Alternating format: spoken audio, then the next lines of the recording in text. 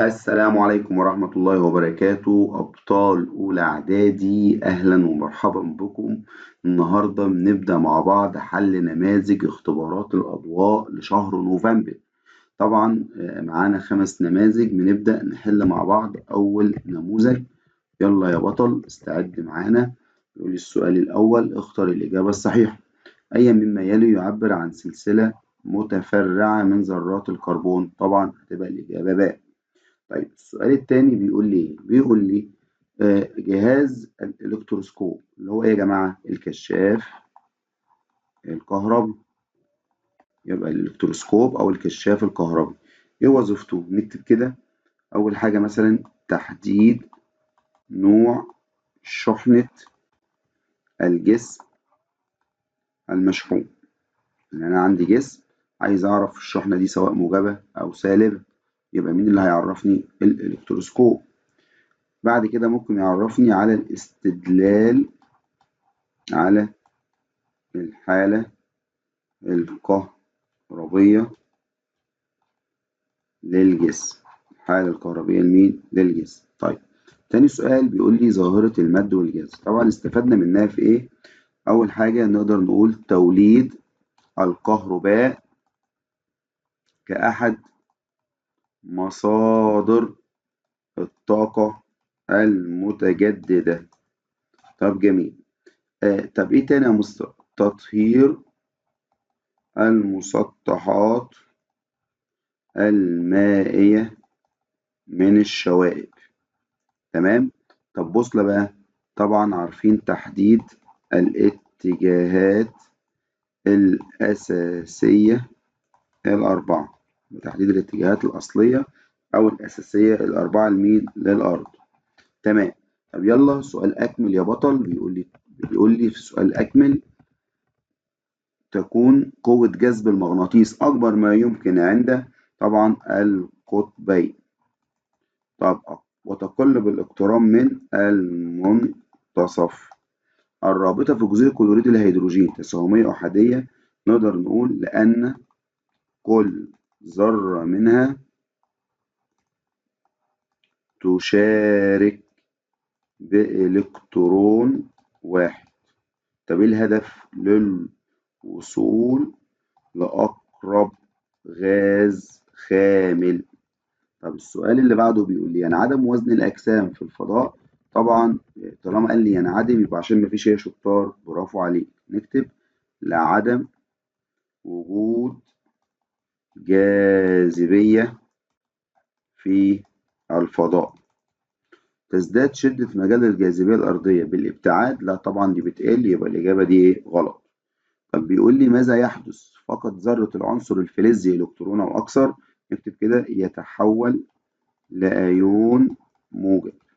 طب بس كده يا مستر؟ لا ممكن نكمل. يحمل عددا من الشحنات الموجبة يساوي عدد الإلكترونات المفقودة. طيب سؤال 2: مرور البروتونات بين لوحين. أنا عندي لوح موجب، تمام، وعندي هنا لوح سالب، تمام، وعندي هنا بروتون. ترى البروتون ده هيروح لمين؟ هيروح هنا؟ طبعا لا، هيروح لفين؟ للسالب. تمام كده. يبقى هنقوله كده: تنحرف البروتونات ناحية اللوح السالب. طيب يلا يا بطل نخش على النموذج الثاني، وسهلنا معاك شوية إن إحنا هنجيب لك الإجابات جاهزة عشان خاطر تقدر تنقل معانا وتفهم كل جزئية، وبرضه نوفر لنا اللي إحنا نشرح أكتر كمان، لأن أنت يهمك تفهم السؤال جه إزاي. طيب نموذج 2 بيقول لي إيه؟ بيقول لي يلا يا بطل: الشحنات الكهربائية المختلفة طبعا تتجاذب، والمتشابهة المختلفة تتجاذب، والمتشابهة إيه؟ تتنافر. تتنافر يعني تتباعد. السؤال ده طبعا مهم في الامتحان. قوة الاحتكاك وقوة الجاذبية من حيث نوعها. طبعا قوة الاحتكاك من أمثلة قوة التلامس، والجاذبية من أمثلة قوة المجال.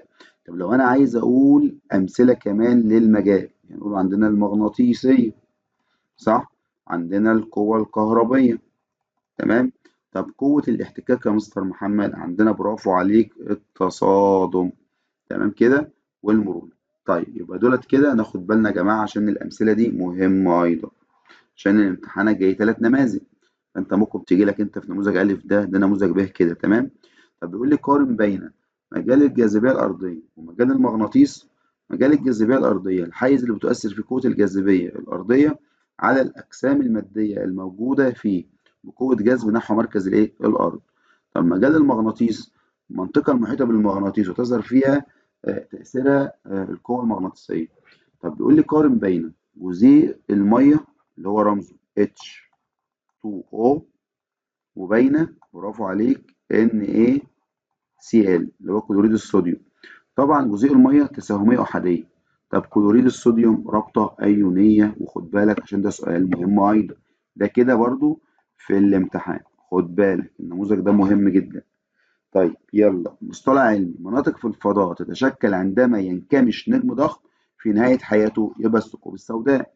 علم، تصنع علبة البوصلة من النحاس أو البلاستيك أو من مادة غير مغناطيسية، يبقى حتى لا يحدث تجاذب بين الإبرة المغناطيسية والعلبة، ومما قد يؤثر على حركتها. تخيل لو مثلا ممكن بقى يجي لك عكس السؤال، ماذا يحدث لو صنعت علبة البوصلة من الحديد أو من النيكل أو من الصلب، يحصل لها إيه يا مصطفى؟ برافو عليك، هتنجذب وتعوق حركة مين؟ الإبرة المغناطيسية. طيب السؤال اللي بعده، تصبح شاحنة ساق الزجاج موجبة عند تركيب الحريق. طبعا الزجاج ده فوق، تمام. طب يحصل له ايه موجب ليه بقى؟ لانه فقد الكترونات عند تركيب قطعة الحريق. مكتوب كده، لان ساق الزجاج تفقد الالكترونات عند تركيب قطعة الحريق. تعالى بقى السؤال اللي بعده، استخرج الكلمة المختلفة. حديد، نحاس، كوبالت، نيكل. طبعا ده مغناطيس مغناطيس مغناطيس، يبقى النحاس، والباقي مواد غير مغناطيسية، مهمة جدا. طب سؤال اللي بعده بيقول لي أجب عن الأسئلة الآتية. بيقول لي جسم وزنه 300 نيوتن، يبقى الدبليو 300. احسب كتلته اللي هي الام، علما بأن شدة المجال ب 10 نيوتن لكل كيلو جرام. طب أنت طبعا طالب فاهم، عندنا المثلث كان بيقول إيه؟ عندنا المثلث بيقول الدبليو بتساوي الام في الجي. طب أنا يا باشا عايز مين؟ عايز الام دي، يبقى الدبليو على الجي، يبقى هنروح جايين قايلين الام بتساوي دبليو على الجي. طب الدبليو بكام؟ ب 300، والجي بكام؟ ب 10، يبقى 300 على ال 10، برافو عليك، فيها 30 كيلو جرام، تمام كده. يبقى طبعا مسألة مهمة جدا، لازم برضو حاجة زي كده تجينا في الامتحان. أي الشكلين المقابلين من الشكلين المقابلين حدد مين يمثل ذرة ومين يمثل أيون. بص يا باشا، عندنا هنا أنا هروح أبص على النواة، تبص على مين؟ النواة دي، النواة تمام، فيها كام النواة؟ فيها 12، حلو. يبقى أنا عندي كده البروتونات هنا كام؟ 12، يبقى هنا بروتون عددهم كام؟ 12. اللي بره ده اسمه الكترون، الالكترون هنا كام؟ 10. طب جميل، تعالى هنا، هنا البروتون 8، شوف كده 8 اهو. طب بره كام؟ 8، حلو أوي، الإلكترون 8. بص يا غالي، طالما البروتون ما تساواش مع الإلكترون يبقى ده كده اسمه أيون، تمام كده؟ تمام، يبقى ده كده اسمه إيه؟ أيون. طيب لو ده اتساوى مع ده، البروتون مع الإلكترون، يبقى ده كده يا باشا اسمها إيه؟ ذرة متعادلة. طب سؤال بقى للعباقرة، طب يا مستر ما احنا خدنا نوعين من الأيون، في أيون موجب وأيون سالب. بص يا حبيبي عشان أنت شاطر، لو البروتون هو اللي أكتر، يعني البروتونات الموجبة أكتر، يبقى أيون موجب. طب لو الإلكترون هو اللي أكتر يبقى أيون سالب. طب هنا أنت عندك إيه؟ برافو عليك، البروتون أكتر 2 والإلكترون 10، يبقى مين اللي أكتر؟ البروتون، يبقى عشان كده قلت عليه اسمه أيون إيه؟ موجب. والتاني ذكي، الله يا مستر ما هو ده 12، المفروض لما نيجي نوزعه 2 8 2، يعني ده فلز يا مستر. شاطر، عايز تقول ايه يا مستر؟ ما هو الفلز بيتحول لايون ايه لما يفقد؟ يتحول لايون ايه؟ موجب. انت طالب شاطر فهمان يعني. طب يبقى هنكتب بقى الشكل الاول يمثل ايون موجب، اللي هو ده الشكل الاول. ليه يا مستر؟ لان عدد البروتونات الموجبه اكبر من عدد الالكترونات السالبه. الشكل 2 بقى ده يمثل الذره المتعادله، يمثل الذره المتعادله. ليه؟ لان عدد البروتونات الموجبه يساوي عدد الالكترونات الايه؟ السالبه. تمام كده يا حبايبي؟ تمام. السؤال اتفهم. النموذج الثالث يا بطل، الشحنات الكهربية المتراكمة على أسطح الأجسام عند فقدها أو اكتسابها، طبعا دي الكهرباء الساكنة. طب علق هنا ماذا يحدث؟ بيقول لي ماذا يحدث إذا الابتعاد عن مركز الأرض بالنسبة للكتلة والوزن. طبعا اتفقنا إن كلمة كتلة دي ثابتة.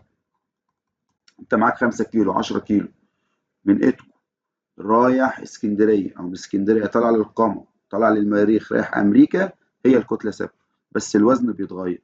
يبقى الوزن يتغير. طب هو بيقول لي إيه يا باشا؟ بيقول لي يا غالي الابتعاد، حلو، يبقى طالع لفوق، تمام، يبقى هنا إيه؟ يقل. طيب يبقى هنكتبه كده، تظل الكتلة ثابتة بينما الوزن يقل.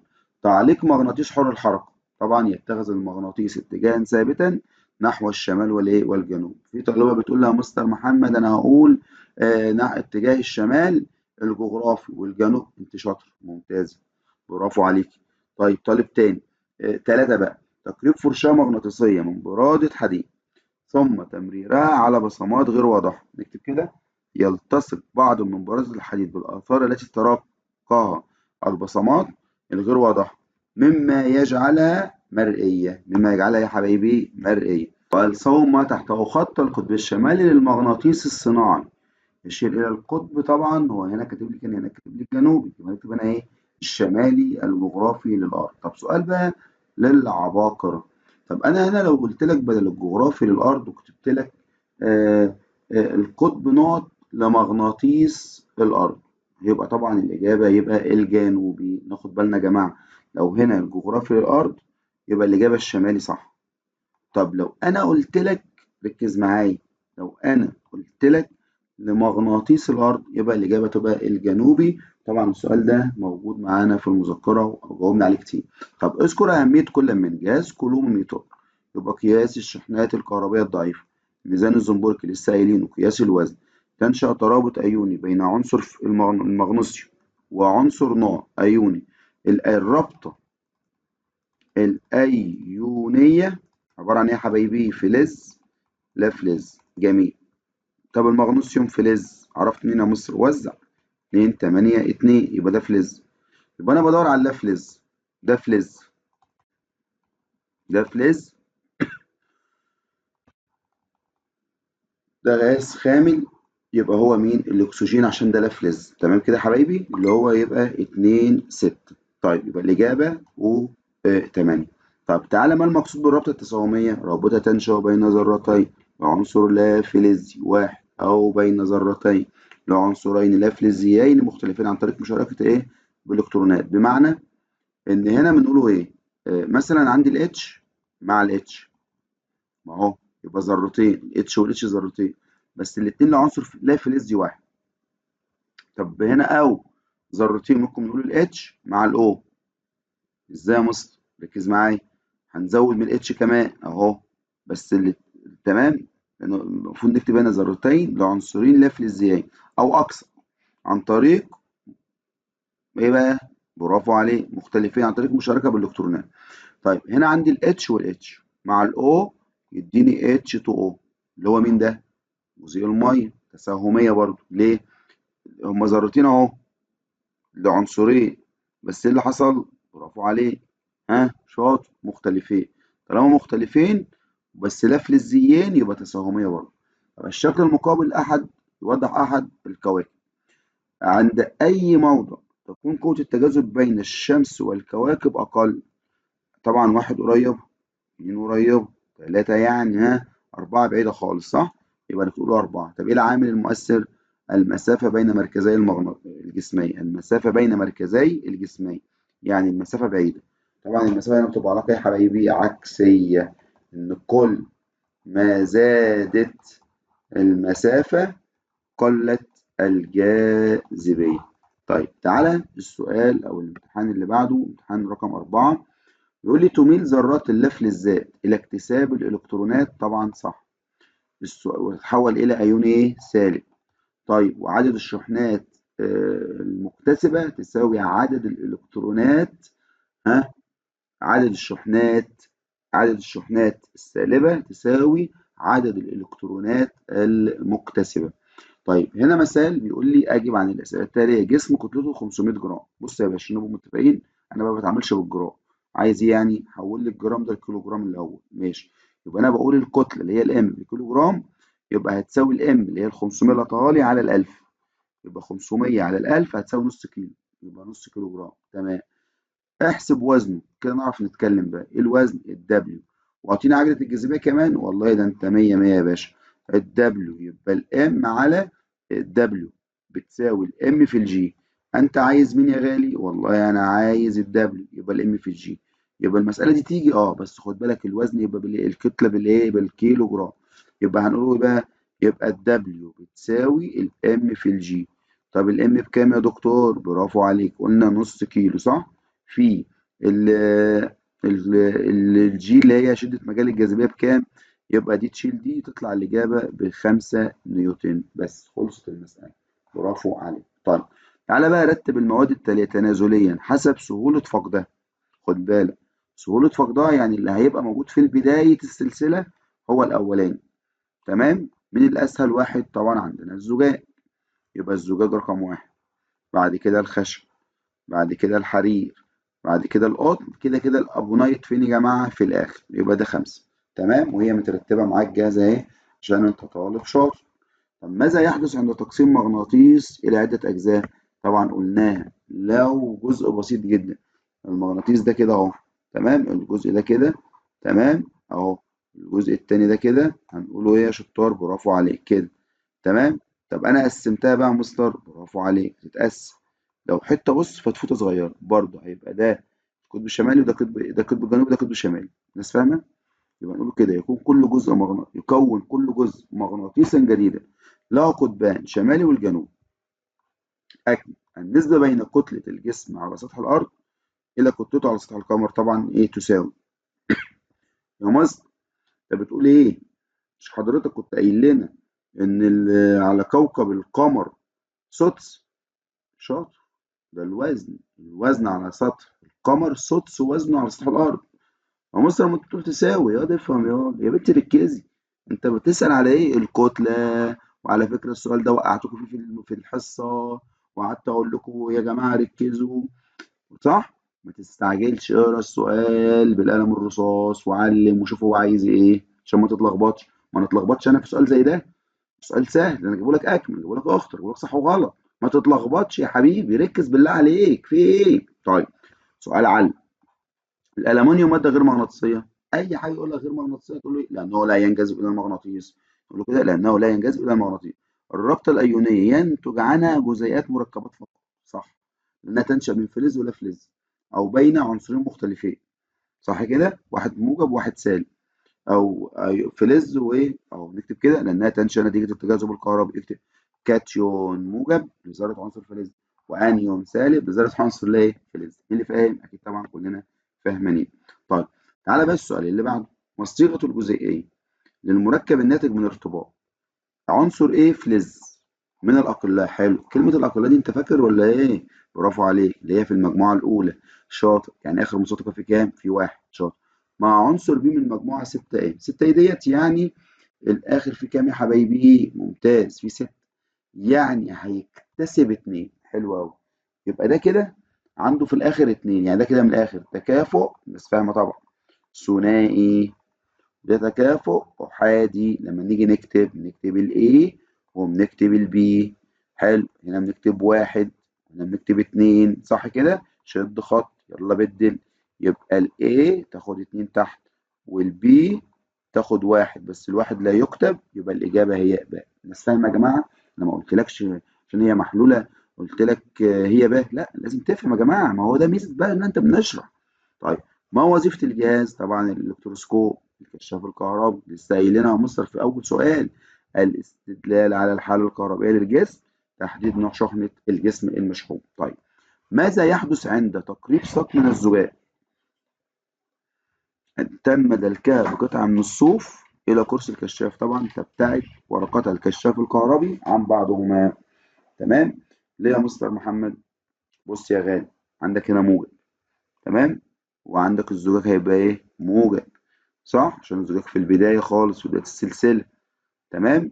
فهياخد شحنة موجبة، واللي جوه موجب يبقى يتنافران. نكتب كده: يتنافر أو تبتعد ورقتا الكشاف الكهربي عن بعضهما. برافو عليك. تعالى السؤال اللي بعده، نموذج 5 والأخير. بيقول لي: الشكل المقابل يوضح خطوط المجال الكهربي في منطقة تحتوي على كرتين صغيرتين مشحونتين بالواي والزد، أي مما يلي صحيح بالنسبة لشحنة الكرتين. طبعا انت شايف اللي خارج، برافو عليك، يبقى ايه؟ موجب. واللي داخل هنا يبقى ايه؟ سالب. يبقى ده موجب وده يا حبايبي سالب. يلا يا باشا تعال نشوفه بقى. الكرة واي سالبة، لا مش مكمل معاكي. الكرة واي موجبة، ماشي، والزد سالبة، صح. لا لا، يبقى الإجابة فعلا هي بقى. الناس فهمت؟ عرفت ازاي؟ تمام. يعني ممكن نيجي نقول ايه شحنة الجسم ده كده؟ ها، ده كده يبقى ايه؟ يبقى ده موجب طالما خارج. تمام. طب اذكر اثنين من خواص خطوط القوة الكهربية. طبعا تبدأ من الشحنة الموجبة، تنتهي عند الشحنة السالبة. خطوط وهمية لا تتقاطع. تمام. مرئية؟ ها؟ لا طبعا غير مرئية. برافو عليك. طيب تعالى للسؤال اللي بعده، عشان انتوا طلبة ممتازة جدا. يا ترى يا مستر محمد هتقول لنا ايه؟ بص يا حبيبي، السؤال هنا بيقول لي: ايه العوامل اللي تؤثر على القوة التجاذب المتبادلة بين جسمين؟ برافو عليك. طالب هيقول لي: يا مستر محمد كتلة الجسمين. صح. المسافة بين الجسمين، طبعا صح. تمام. يبقى احنا قلنا تمام. برافو عليك. تعالى بقى لسؤال تاني مهم. قارن بين خواص المركبات التساهمية والمركبات الأيونية. طبعا دي معظمها يذوب في المية، معظمها لا يذوب. درجة الانصهار والغليان عالية أو مرتفعة، هنا منخفضة. هنا محاليلها ومسارات التوصيل جيدة التوصيل أو توصل الكهرباء، هنا طبعا عادة لا توصل للتيار الكهربائي. أكمل العبارات التالية. درجة انصهار المركبات الأيونية، طبعا لسه قايلين إن هي أكبر أهي. تمام. يبقى أكبر من درجة انصهار المركبات التساهمية. الرابطة التساهمية ينتج عنها جزيئات مركبات وعناصر. لسه قايلين إنها بتنشأ بين ذرتين لعنصر واحد أو ذرتين لعنصرين مختلفين. لأنها تنشأ بين ذرتين لعنصر لا فلزي واحد. ناخد بالنا يا جماعة، لا فلزي، لأنها تنشأ بين ذرتين لعنصر لا فلزي واحد أو بين ذرتين لعنصرين لا فلزيين. لازم ناخد الرابطة التساهمية لا فلز مع لا فلز، يا إما الاتنين زي بعض نفس العنصر أو مختلفين. يعتبر الحديد من المواد المغناطيسية طبعا لأنه ينجذب إلى المغناطيس. والسؤال الثالث والأخير من الاختبار الخامس ومن النماذج: يمكن رؤية خطوط المجال المغناطيسي حول المغناطيس؟ طبعا قلنا غلط، لا غير مرئية. الحركة المدارية: حركة جسم في مسار منحن حول جسم آخر مركزي نتيجة وجود قوة تجاذب بينهم. طب المجال الكهربي: المنطقة المحيطة بالشحنة الكهربية ويظهر فيها تأثيرها دون اتصال. أبطلنا، وصلنا لنهاية الفيديو. حلينا 5 نماذج. راجع كويس، فرصة إن أنت ما تضيعش منك ال10 درجات. الجزء سهل، الدرس الرابع. طبعا مناعة الصواعق والطلاء الكهروستاتيكي، كل الحاجات دي يا جماعة راجعها كويس جدا. وهبعت لك أسئلة بالشرح في ورقتين أو 3 ورقات بالكتير للجزء ده. تمام. ربنا يوفقكم. أي استفسار تقدر تبعت، في انتظاركم. اكتب في الكومنتات، ابعت لي على الواتساب، أنا في انتظارك. أهم حاجة إنك تكون بتسأل السؤال عشان عايز تفهم. طالما بحثت وسألت أنت خلاص كده طالب باشا، أنت كده من المتفوقين إن شاء الله. سعدت باللقاء معكم. كنت مع أستاذ محمد عسل، وإلى لقاء جديد إن شاء الله. السلام عليكم ورحمة الله وبركاته.